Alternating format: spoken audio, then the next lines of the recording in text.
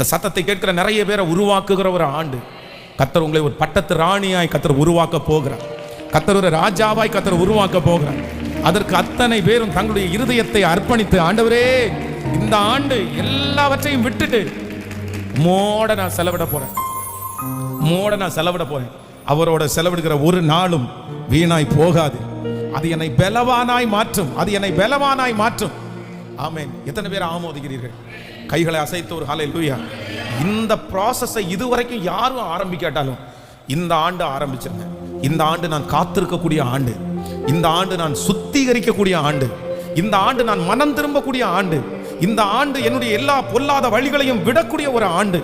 இந்த ஆண்டு ஏகா என்கிற பரிசுத்த ஆவியானவர் எங்கெல்லாம் என்னை கட்டுப்படுத்துறாரோ, எங்கெல்லாம் என்னை கண்ட்ரோல் பண்றாரோ, அந்த கண்ட்ரோலுக்குள்ள, அந்த கட்டுப்பாடுக்குள்ள அடங்கி இருக்கிற ஒரு ஆண்டு. இந்த ஆண்டு என்னுடைய விருப்பம், என்னுடைய இஷ்டம் அல்ல, முழுக்க முழுக்க கர்த்தருடைய கரத்திலே அடங்கி இருக்கிற ஒரு ஆண்டாக மாறுமானால், கர்த்தர் இந்த ஆண்டு என்னை உருவாக்குவேன் என்று கர்த்தர் வாக்கு கொடுக்கிறார்.